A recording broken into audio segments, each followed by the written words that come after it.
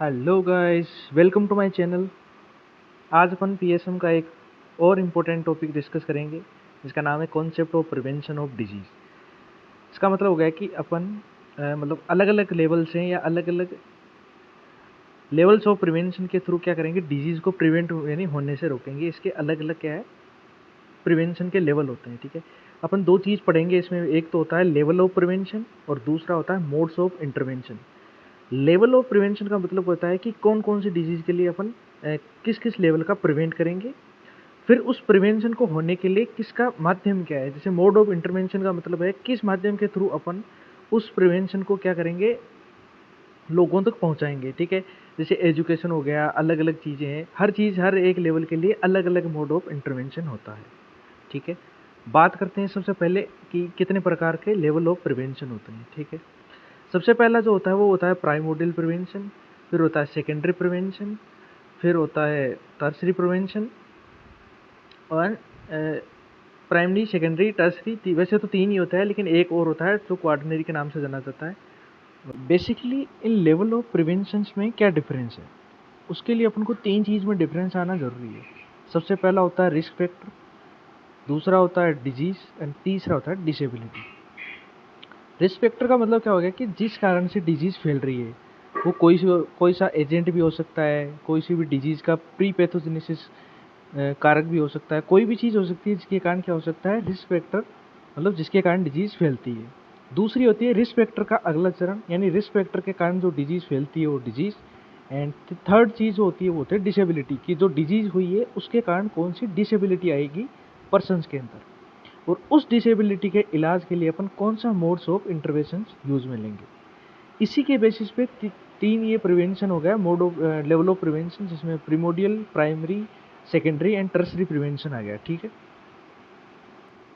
तो अब basically difference क्या है कि जो प्रीमोडियल प्रिवेंशन है उसमें क्या होता है, रिस्क फैक्टर एब्सेंट होता है। मतलब अभी रिस्क फैक्टर आया नहीं है, यानी जैसे ओबेसिटी में होता है, जैसे प्री डायबिटिक है, यानी उसमें क्या हो गया कि रिस्क फैक्टर आया नहीं है, लेकिन उसके उसके प्रिवेंशन के लिए अपन जो यूज में लेंगे, यानी रिस्क फैक्टर एब्सेंट है एंड डिजीज भी एब्सेंट है। बात करते हैं सबसे पहले प्रीमोडियल प्रिवेंशन या प्राइमोडियल प्रिवेंशन।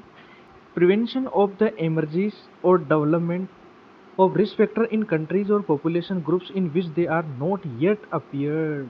इसका मतलब ये है कि उन मतलब उस कंट्री की पॉपुलेशन जिसमें अभी रिस्क फैक्टर आया ही नहीं है, उससे पहले उसका प्रिवेंशन करना क्या कहलाता है, प्राइमोडियल प्रिवेंशन कहलाता है।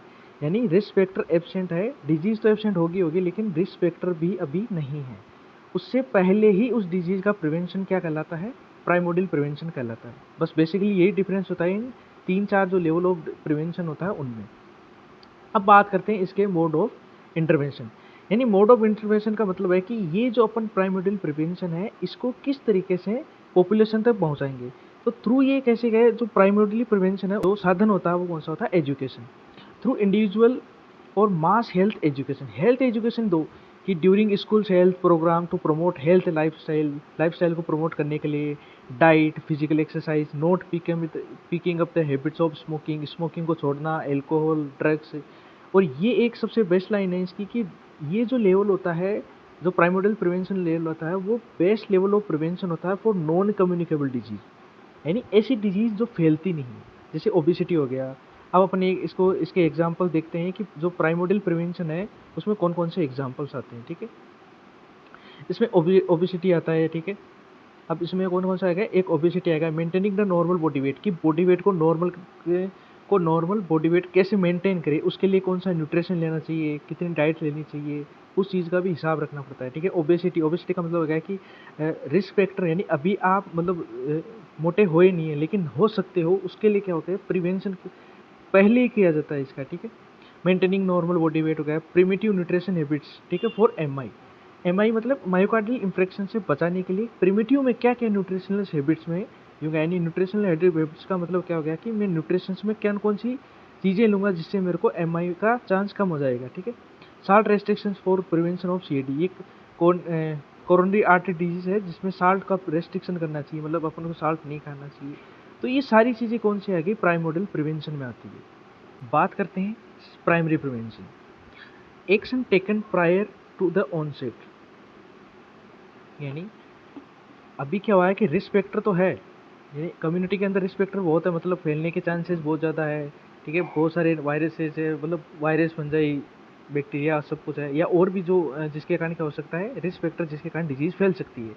लेकिन अब उसको पर्सनली अपन को कैसे रोकना है, ठीक वो चीज़, यानी अपन को क्या करना है, एक्शन लेना है सबसे पहले।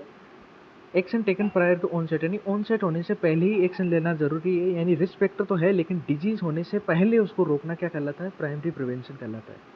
उसके लिए दो चीज़ें काम में ली जाती है मोस्टली, एक तो हेल्थ प्रिवेंशन बोलते हैं और दूसरा होता है स्पेसिफिक प्रिवेंशन। ये इसका मोड ऑफ क्या है, इंटरेक्शन है, इंटरवेंशन सॉरी। अब बात करते हैं कि वही क्या कि disease which removes the possibility that disease will even occur, कि एक डिजीज अकर होने से पहले ही उसको रोकना क्या कहलाता है, प्राइमरी प्रिवेंशन कहलाता है। Each individual should have responsibility for his health, his families health and community health, कि हर एक इंडिविजुअल्स को रेस्पॉन्सिबिलिटी लेनी चाहिए खुद की हेल्थ के लिए, उसकी फैमिली की हेल्थ के लिए और कम्युनिटी की हेल्थ के लिए। यही क्या कहलाता है, प्राइमरी प्रिवेंशन है, ठीक है। तो बेसिकली अपन ने क्या देखा कि प्राइमरी प्रिवेंशन और प्रीमोडियल प्रिवेंशन, इनमें यही डिफरेंस होता है कि प्रीमोडियल प्रिवेंशन में रिस्क फैक्टर ही नहीं है, उसको एजुकेशन के थ्रू अपन क्या करेंगे, उसको प्रिवेंट करेंगे। लेकिन प्राइमरी प्रिवेंशन है, उसमें रिस्क फैक्टर तो है लेकिन उसको इंडिविजुअल हेल्थ, मतलब उसके हेल्थ प्रमोशन जो अभी मैंने बोला कि हेल्थ प्रमोशन के थ्रू और एक स्पेसिफिक प्रिवेंशन के थ्रू अपन उसको मोड ऑफ प्रिवेंशन है उसे रोक सकते हैं, ठीक है। अपनी तो इसमें क्या क्या कौन सी आती है, हेल्थ की खुद की हेल्थ आती है, फैमिली की हेल्थ आती है और कम्युनिटी की हेल्थ आती है, ठीक है। इसके लिए दो प्रकार की स्ट्रेटेजी यूज में ली जाती है, सबसे पहले population strategy and high risk strategy. Population strategy का मतलब है, एक एग्जांपल के तौर पर जैसे नॉर्थ केरला प्रोजेक्ट है to decrease the coronary artery disease in health education, ठीक है, थ्रू हेल्थ एजुकेशन के थ्रू कोरोनरी आर्टरी डिजीज को अपन रोक सकते हैं। ये एक पॉपुलेशन की स्ट्रेटेजी है, यानी अलग अलग अपन क्या करेंगे, प्रोग्राम करा करू के जो पॉपुलेशन है या जनता है उसको अपन अवेयर कर सकते हैं कि कोरोनरी आर्टरी डिजीज किस कारण हो सकती है, उसके रिस्क फैक्टर बताकर उनको, ताकि उससे क्या हो सकता है कि जो एमआई वगैरह है उनके अटैक्स को कम किया जा सकता है, ठीक है। High risk strategy for example smoking intervention study, ठीक है। यानी कुल मिला के जो हाई रिस्क स्ट्रेटजी है उसमें दो चीज़ें काम में ली जाती है, ठीक है। सबसे पहला कौन सा पढ़ते हैं अपन, हेल्थ प्रमोशन, ठीक है। एक तो हेल्थ प्रमोशन होता है और दूसरा अपन देखेंगे कौन सा, स्पेसिफिक प्रिवेंशन। एक हेल्थ प्रमोशन हो गया और एक दूसरा कौन सा होगा, स्पेसिफिक प्रिवेंशन, जो कि ये है, सॉरी, जो कि ये है स्पेसिफिक प्रोटेक्शन, जो कि कौन सा है, इसी का एक दूसरा पार्ट है, ठीक है। बात करते हैं हेल्थ प्रमोशन, ठीक है। अब अपन बात करते हैं कि प्राइमरी जो प्रिवेंशन है उसका मोड ऑफ इंटरवेंशन है, सबसे पहले हेल्थ प्रमोशन। हेल्थ प्रमोशन का मतलब है कि लोगों को हेल्थ के प्रति जागरूक करके, ताकि वो रिस्क फैक्टर से बच सके और उससे क्या होगा, डिजीज भी नहीं होगी, ठीक है। सबसे पहले देखते हैं हेल्थ एजुकेशन, यानी हेल्थ एजुकेशन का मतलब होगा कि उसको हेल्थ के बारे में थोड़ा एजुकेट करेंगे, ठीक है। One of the most effective intervention होता है ये, ठीक है। तो ये क्या होता है, health education on disease prevalence in the region and measure the control and prevent them, यानी एक कुल मिला के एक कोई रीजन है, या मतलब एक कोई रीजन नहीं, जैसे मतलब गाँव में या कस्बों में अपन क्या करते हैं, हेल्थ एजुकेशन देने के साथ साथ उनको, हाँ मतलब हेल्थ एजुकेशन देंगे किसके बारे में, जैसे एक एग्जाम्पल के तौर पर अपन लेते हैं इसको कि एक जैसे होगा मैरिज काउंसलिंग होती है और एक कैंसर एजुकेशन, जैसे दो एग्जाम्पल ले लिए अपन ने, ठीक है। मैरिज काउंसलिंग क्या होती है कि जैसे आजकल सिकल सेल एनीमिया हो गया, हीमोफीलिया हो गया, तो ये क्या है, सिकल सेल एनीमिया जैसे क्या, ये ऑटोसोमल रिसेसिव डिजीज होती है, ठीक है। जिसके कारण मान लो एक होमोजाइगस मेल हो गया, एक होमोजाइगस फीमेल हो गई, अब ये दोनों अगर शादी करेंगे तो ये क्या होगा, इनकी जो संतान होगी वो सिकल सेल एनीमिया होगी, ठीक है। इसके लिए अपन को इसको क्या एजुकेट करेंगे, ठीक है। कैंसर एजुकेशन, यानी कैंसर के बारे में कौन कौन सी मतलब ऐसे ऐसे क्या, कौन कौन सी ऐसे फैक्टर्स होते हैं जो कि कैंसर को क्या करते हैं, प्रमोट करते हैं, ठीक है, उसके बारे में एजुकेशन देंगे, ठीक है। कार्सिनोजन कौन कौन से हैं, स्मोकिंग कम करने के लिए, ठीक है, जैसे कि नशे वशे कम करने के लिए, और भी जो चीज़ें जो कैंसर प्रोड्यूस करती है उनके लिए ऊपर क्या करेंगे, इसको हेल्थ के बारे में एजुकेट करेंगे, ठीक है। जैसे क्या होगा, हेल्थ का प्रमोशन होगा, हेल्थ का प्रमोशन होगा तो रिस्क फैक्टर क्या होगा, ओवरलोड नहीं होगा, और रिस्क फैक्टर का ओवरलोड नहीं होगा तो क्या होगा, डिजीज नहीं होगी। दूसरी बात करते हैं एनवायरमेंटल मॉडिफिकेशन, यानी अपने एनवायरमेंट में अपन मॉडिफिकेशन करके क्या करते हैं, हेल्थ को प्रमोट कर सकते हैं, ठीक है। बात करते हैं प्रोविजन ऑफ सेफ वाटर की, अपन अपनी सोसाइटी में अंदर क्या कर सकते हैं, सेफ वाटर का प्रोविजन कर सकते हैं, सैनिटरी लेटरिन्स बना सकते हैं, ठीक है। Improvement of housing, control of insects, ठीक है, प्रिवेंशन ऑफ एयर पोल्यूशन, इन सब को रोककर अपन अपन क्या कर सकते हैं, एनवायरमेंटल मॉडिफिकेशन कर सकते हैं, ठीक है। ठीक है, इसका एग्जांपल क्या हो गया, मॉडिफिकेशन, ठीक है, provision of safe water, installation of sanitary latrines, ठीक है, और इंसेक्टिसाइडल स्प्रे, ठीक है। इंसेक्टिसाइडल स्प्रे के दौरान आप क्या कर सकते हैं, वो मतलब बहुत सारे मक्खी जैसे ठीक है इंसेक्टिसाइडल, जिसके कारण क्या है डिजीज फैलती है, उनको रोकने के लिए अपन क्या कर सकते हैं, इंसेक्टिसाइडल स्प्रे का यूज में लेते हैं। तीसरी जो चीज़ होती है वो होती है न्यूट्रिशनल इंटरवेंशन, ठीक है, food supplement programme to improve nutrition of vulnerable groups, child feeding programmes, nutritional education, food fortification. यानी कुल मिला के अब अपन क्या करते हैं, हेल्थ प्रमोशन तो कर ही रहे हैं, तो न्यूट्रिशनल इंटरवेंशन क्या होता है कि अपने फूड में अपन न्यूट्रिशंस की मात्रा बढ़ाकर अपने फूड को बैलेंस डाइट बना सकते हैं, ठीक है। जैसे हाई फाइबर डाइट होता है, जो प्रोटीन डाइट होती है, ठीक है। प्रिवेंट क्या करता है, ओबेसिटी को प्रिवेंट करता है, ठीक है। डाइटरी साल्ट रिडक्शन, ठीक है। अपनी जो डाइटरी डाइट है उसके अंदर अपन को साल्ट साल्ट मतलब क्या कर सकते हैं, रिड्यूस कर सकते हैं, ठीक, जिसके कारण क्या होता है गोइटर वगैरह नहीं होता, और भी जो डिजीज होती है वो नहीं होती, ठीक है। पास्चुराइजेशन ऑफ मिल्क, जिसके कारण बहुत सारे बैक्टीरिया वायरस मर जाते हैं। तो कुल मिला के अपने जो फूड है उसमें अपन न्यूट्रिशन को ऐड करके या हानिकारक बैक्टीरिया वायरस फंजाई को हटा के भी क्या कर सकते हैं, न्यूट्रिशनल इंटरवेंशन कर सकते हैं, ठीक है। और फोर्थ होता है लाइफ स्टाइल, कि अपनी जो लाइफ स्टाइल है अपन उसको कैसे चेंज करके हेल्थ को प्रमोट कर सकते हैं। इसमें होता है life style in behavioural changes, health education to promote healthy lifestyle, diet, physical exercise, prevent smoking, alcohol, drugs, इन सब से बच के क्या कर सकते हैं अपन हेल्थ को प्रमोट कर सकते हैं, ठीक है। बात करते हैं फिफ्थ नंबर वाला कौन सा है, फैमिली लाइफ एजुकेशन, की population education and importance of family planning, की फैमिली प्लानिंग की मान लो कोई फैमिली है, ठीक है। अब उसमें कोई कोई एक जना है जो मतलब क्या कर रहे हैं, टोबैको का कंज्यूम कर रहा है, ठीक है। कोई सी भी मतलब कोई ऐसी चीज़ का कंज्यूम कर रहा है जो उसकी हेल्थ के लिए सही नहीं है, तो फैमिली प्लानिंग क्या करेंगे, उसकी पेरेंट्स, उसके आसपास वाले या और भी बहुत सारे मतलब उसकी जो सोसाइटी वाले लोग हैं उसको ये समझाएं कि ये चीज़ गलत है, ठीक है। इससे मतलब तुम्हें तुम्हारी हेल्थ के लिए नुकसान है या और भी चीज़ें गलत हो सकती है तुम्हारे साथ, ठीक है। जैसे control of tobacco, exercise promotion, उसको एक्सरसाइज, या अगर कोई ओबेसिटी आदमी है, कोई मतलब मोटा लोग है तो मोटा आदमी है तो उसको क्या कर सकते हैं अपन, एक्सरसाइज के लिए प्रमोट करेंगे, उसको मोटिवेशन देंगे, ठीक है, वेट रिडक्शन के लिए। तो ये सारी कौन सी होगी, जैसे आपने दो चीज़ें देखी थी कि एक तो हेल्थ प्रमोशन और एक कौन सा हो गया स्पेसिफिक प्रिवेंशन। ये दूसरी क्या है, ये दोनों चीज़ें क्या है, प्राइमरी प्रिवेंशन के दो मोड ऑफ इंटरवेंशन है, जिसके कारण अपन क्या कर सकते हैं, प्राइमरी प्रिवेंशन को रोक सकते हैं थ्रू रिस्क फैक्टर पर ही रोक सकते हैं, यानी रिस्क फैक्टर से आगे डिजीज नहीं होने देते हैं, ठीक है। नेक्स्ट अपन बात करते हैं स्पेसिफिक प्रोटेक्शन, जो कि सेकंड चीज़ है, किसी सेकंड मोड ऑफ प्रिवेंशन है किसकी, प्राइमरी प्रिवेंशन की। बेसिकली ये किस पे आधारित होता है कि स्पेसिफिक प्रोटेक्शन का मतलब हो गया है कि एक कोई भी स्पेसिफिक रिस्क फैक्टर को ख़त्म करना। अपन इसमें क्या करेंगे, रिस्क फैक्टर को ही ख़त्म करने का प्रयास करेंगे, जिससे क्या होगा, डिजीज़ होगी ही नहीं, ठीक है। स्पेसिफिक प्रोटेक्शन यानी स्पेसिफिक मतलब किसी चीज़ के लिए स्पेसिफिक, ठीक है। इसमें क्या क्या शामिल होता है, इम्यूनाइजेशन भी शामिल होता है, जिसके कारण टीका टीका वगैरह ये लगते हैं, ठीक है। न्यूट्रिशनल सप्लीमेंट हो गया, ठीक है, कीमोप्रोफिलैक्सिस। अब एग्जाम्पल सबसे इंपॉर्टेंट है इसमें, ठीक है।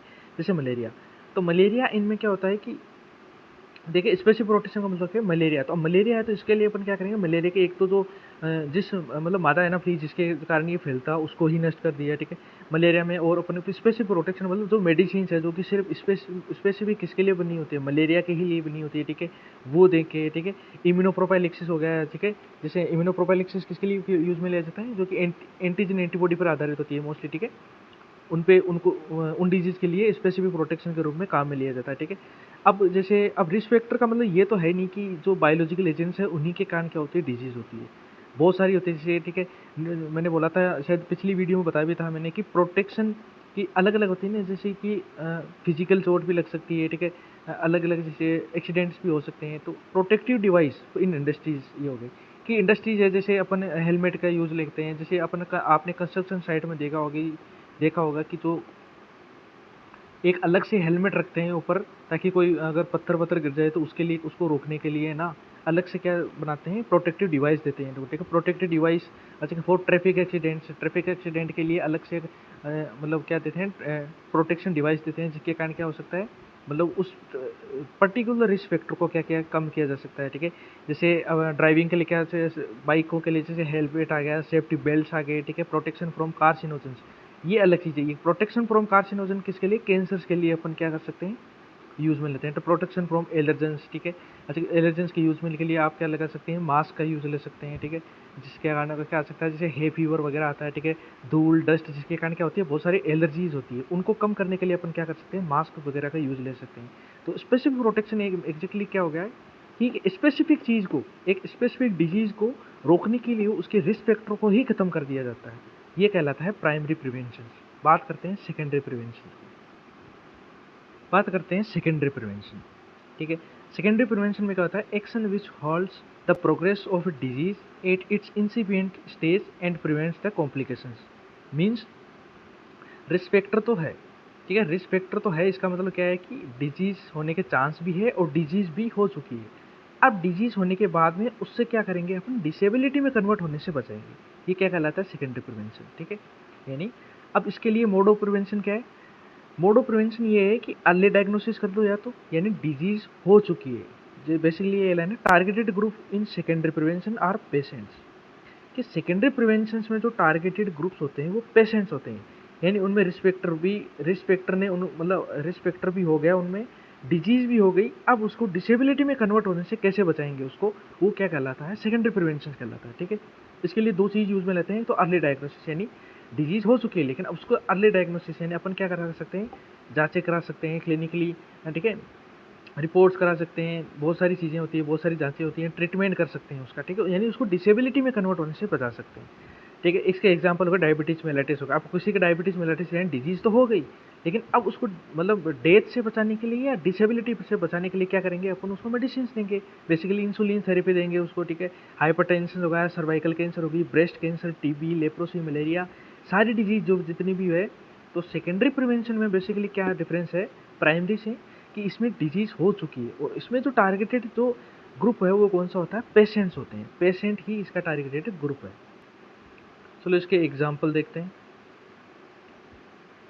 इसके एग्जाम्पल में आता है मोस्टली क्या आता है? Early diagnosis is screening test and diagnostic test. ठीक है, अपन ने दो देखा था कि अर्ली डायग्नोसिस और ट्रीटमेंट किया जाता है। तो अर्ली डायग्नोसिस में क्या जाता है? Screening test. हमने पहले भी एक वीडियो देखी थी, उसमें अपन ने देखे थे कि स्क्रीनिंग टेस्ट और डायग्नोस्टिक टेस्ट में क्या फ़र्क होता है। डायग्नोस्टिक टेस्ट हमेशा साइन और सिम्टम्स आने के बाद में पता लगाया जाता है, जबकि स्क्रीनिंग टेस्ट उन डिजीज़ के लिए पता लगाया जाता है जिनका अभी तक अपन को उनमें साइन और सिम्टम्स भी नहीं आते, ना पेशेंट्स को खुद पता चलता है कि वो डिजीज़ का कैरियर है या उसमें डिजीज़ है। ठीक है, ट्रीटमेंट की बात करते हैं तो डोट्स वगैरह जो कि मलेरिया के लिए यूज़ में लेते हैं। ठीक है, IMDT एग्जाम्पल के रूप में नेशनल हेल्थ प्रोग्राम होता है। ठीक है, case finding in for malaria, ठीक है, हेल्थ स्क्रीनिंग फॉर डायबिटीज़, ये सारे के सारे एग्जाम्पल किसके लिए यूज़ में ले जाते हैं? Secondary prevention of disease. एक और मेजर डिफरेंस आता है सेकेंडरी और टर्सरी प्रिवेंशन में, कि जो सेकेंडरी प्रिवेंशन है वो अर्ली डायग्नोस्टिक फेज, यानी अर्ली पैथोजेनेसिस फेज में ही इसका पता लगा लिया जाता है, या अर्ली पैथोजेनेसिस अर्ली जो पैथोजेनेसिस फेज होती है उसमें सेकेंडरी प्रिवेंशन किया जाता है, यानी साइन एंड सिम्टम्स अभी आए नहीं है। लेकिन जो टर्सरी प्रिवेंशन है उसमें क्या होता है? लेट पैथोजेनेसिस फेज, यानी साइन और सिम्टम्स आने के बाद में उसको क्या, कौन सा प्रिवेंशन किया जाता है? टर्सरी प्रिवेंशन किया जाता है। नेक्स्ट अपन बात करते हैं टर्सरी प्रिवेंशन। टर्सरी प्रिवेंशन की एक खास बात होती है कि रिस्क फैक्टर है, उसके कारण डिजीज भी हो चुकी है और उससे कारण डिसेबिलिटी भी आ चुकी है। अब अपन किस प्रकार से इसको प्रिवेंट करेंगे डिजीज को? तो इसमें क्या होता है? इसका जो मेन मोटो होता है वो ये होता है कि जो टर्सरी प्रिवेंशन है उसका मेन मोटो ये होता है कि डिसेबिलिटी है उसको आगे बढ़ने से रोका जा सके, जो यह जो डिसेबिलिटी है उसको क्या कर सके? या रिवर्सिबल कर सके, जिसके कारण वो क्या आ सके? डिजीज पे आ सके। यानी कुल मिला के उसको डिसेबल, तो उसका मोड ऑफ प्रिवेंशन क्या होता है? डिसेबिलिटी लिमिटेशन इम्पेयरमेंट, कि डिसेबिलिटी को इम्पेयरमेंट तक ला सकते हैं। उसके लिए अपन ये चीज़ देखते हैं, ये क्या है कि कोई भी डिजीज़ हो जैसे, ठीक है, सबसे पहले क्या होती है? डिजीज, उसके कारण क्या? इम्पेयरमेंट, उसका इफेक्ट इम्पेयरमेंट पे आता है। इम्पेयरमेंट का मतलब हो गया कि कुछ ना कुछ मतलब लॉस हो गया अपने शरीर में से। ठीक है, उसके कारण क्या होता है? डिसेबिलिटी आती है। डिसेबिलिटी क्या से जैसे हैंडीकेप हो गया। एक एग्जाम्पल के तौर पर अपन देखते हैं कि एक्सीडेंट हुआ, उसके कारण क्या? लॉस ऑफ फूट, यानी पाँव चले गए उसके। ठीक है, अब उसके कारण हो गया वो डिसेबिलिटी क्या आई? के नॉट वॉक नहीं कर सकता। उसके कारण हैंडीकैप में क्या आता है कि वो अनएम्प्लॉयमेंट हो गया। अब अनएम्प्लॉयमेंट हो गया तो वो अपने घर परिवार का पालन पोषण नहीं कर पाएगा। तो अपन को क्या करना है? तो मोस्टली जो टर्सरी प्रिवेंशन होता है उसमें ये करना है कि जो डिसेबिलिटी है उसको वापस इम्पेयरमेंट में चेंज करना। इन डिसेबिलिटी के चांसेस को कम से कम करने का चीज़ होता है। ठीक है, डिसेबिलिटी को या इन चीज़ों को क्या रिवर्सिबल चला सके, या आगे बढ़ने से डिसेबिलिटी को हैंडीकेप करने से या इम्पेयरमेंट को डिसेबिलिटी में चेंज होने से रोक सके। ठीक है, इसका एक और खास उदाहरण आता है स्पेक्ट्रस फॉर द रिफ्रैक्टिव एरर, यानी कोई बच्चा अंधा है, मान लो उसने चश्मा लगा रखा है, तो डिजीज तो क्या हो गई?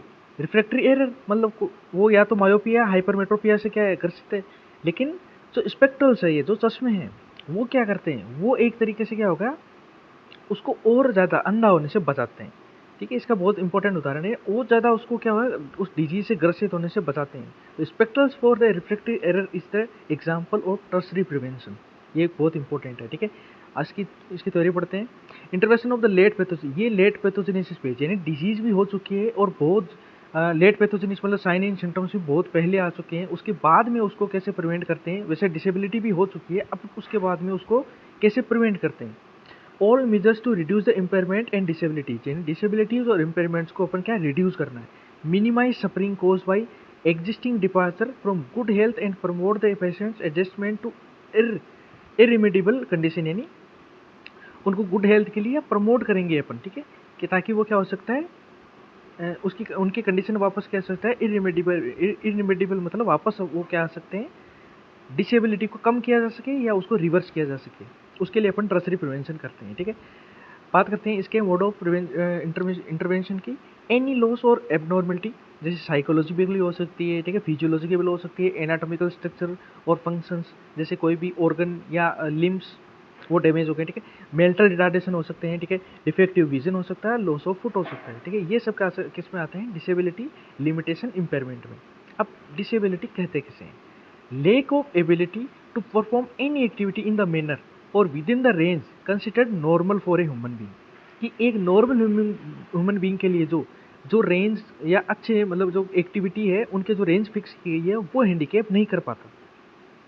ठीक है, a disadvantage for an individual resulting from an impairment और disability that limits the fulfilment of a role in the normal, यानी जो जो लिमिट्स नॉर्मल इंसान की होती है वो हैंडीकैप जो इंसान है वो नहीं कर पाता। ठीक है, जो फुलफिलमेंट उसकी रहती है एक हैंडीकैप की, वो अपनी फुलफिलमेंट पूरी नहीं कर पाता। तो इन सब को रोकने के लिए सबसे पहला जो प्रोग्राम होता है वो कौन सा है, डिसेबिलिटी लिमिटेशन इम्पेयरमेंट।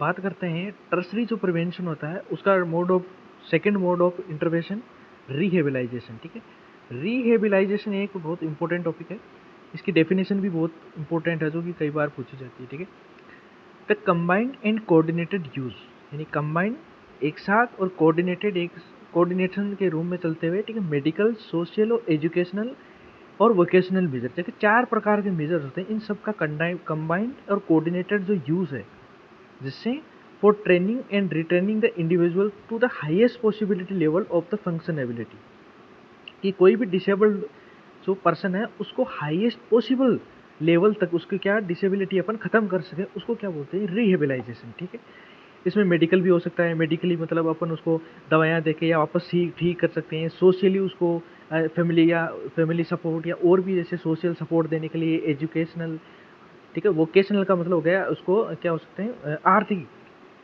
आर्थिक मदद से।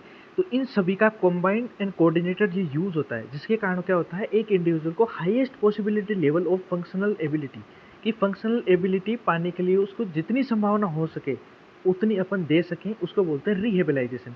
और ये क्या है, मोड ऑफ इंटरवेंशन है दूसरा, किसका, टर्सरी प्रिवेंशन का।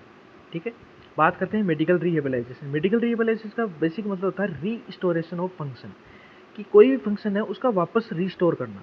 कि रिस्टोरेशन ऑफ फंक्शन एग्जांपल के लिए जैसे controversy surgery of hand after accident और लेप्रोसी, कि लेप्रोसी क्या होता है, जिसके कारण हाथ पैर अपने पूरे क्या हो जाते हैं, गल जाते हैं। ठीक है, तो उसके कारण क्या हो सकता है, उनके मतलब हाथ पैर काटने पड़ते हैं, तो उसको वापस या तो क्या सकते हैं, आर्टिफिशियल लेग हैंड जो भी अपन लगा सकते हैं वो करने के लिए, या उसको रिस्टोरेशन सर्जरी करके उसको वापस सही करना क्या कहलाता है, मेडिकल रिहेबिलाइजेशन। ठीक है, सोशल रिहेबिलाइजेशन का मतलब क्या है, रिस्टोरेशन ऑफ कैपेसिटी या नहीं sorry, rehabilitation of family and social relation, कि फैमिली और सोशल उसके रिलेशन को वापस सही करना। ठीक है, जरूरी नहीं है एक बार हैंडीकैप हो, डिसेबिलिटी मेंटल जैसे मेंटल रिटार्डेशन कोई हो गया, ठीक है, डिसेबिलिटी होगी, अब उसको अपन को क्या करना है, रिहेबिलाइजेशन करना है उसका। तो अब मेंटल रिटार्डेशन जो आदमी था उसके लिए अपन क्या कर सकते हैं, उसके फैमिली और जो उसके आसपास की सोसाइटी है या जो इन्वायरमेंट है उसको अपन सही करेंगे, ताकि क्या हो सकता है, वो सोशली क्या हो सकता है, वापस रिहेबिलाइजेशन हो सके। ठीक है, तीसरी बात है इकोनॉमिकल रिहेबिलाइजेशन। इकोनॉमिकल मतलब हो गया कि फाइनेंशियल असिस्ट करेंगे उसको, ठीक है, वोकेशनल मेजर्स बोला था ना मैंने अभी, फाइनेंशियल असिस्ट करेंगे कि उसको थोड़ी बहुत आर्थिक मदद देंगे ताकि वो रिकवर हो सके किससे, हैंडीकैप से।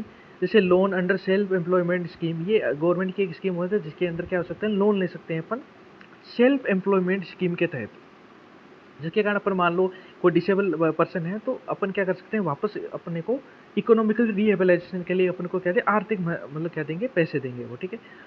फिर बात करते हैं vocational rehabilitation, restoration of capacity to earn an livelihood, ठीक है, यानी कमाने की और अच्छा जीवन यापन करने की जो क्या है क्षमता है उसको रिस्टोर करने की, ठीक है। Psychological rehabilitation, restoration of personal dignity and confidence, की पर्सनल डिग्निटी और कॉन्फिडेंस का मतलब क्या हो गया कि खुद की आत्मविश्वास और जो मतलब क्या बोलते हैं डिग्निटी को क्या उसको वापस प्राप्त कर सकें, उसको बोलते हैं वोकेशनल रिहेबिलाइजेशन, ठीक है।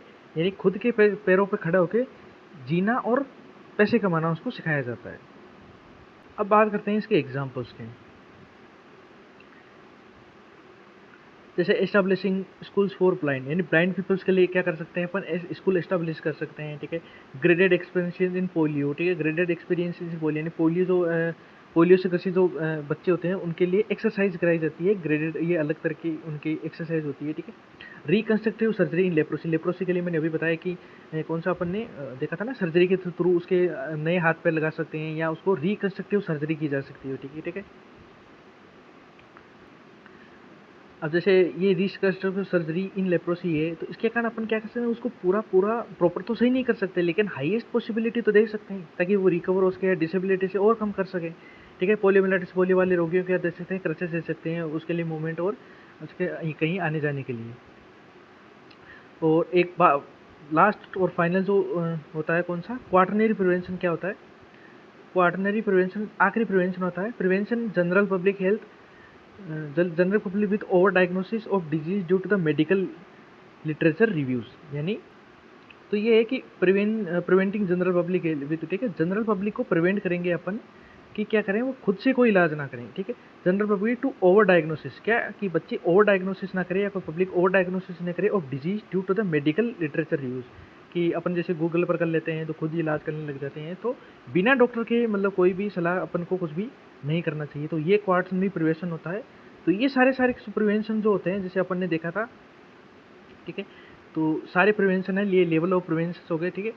तो सबसे पहले अपन ने पढ़ा कि लेवल ऑफ प्रिवेंशन में प्राइमोडियल प्रिवेंशन, प्राइमरी प्रिवेंशन, ठीक है, ठीक है, और secondary prevention and tertiary prevention. तो thank you guys for supporting my channel, keep it up.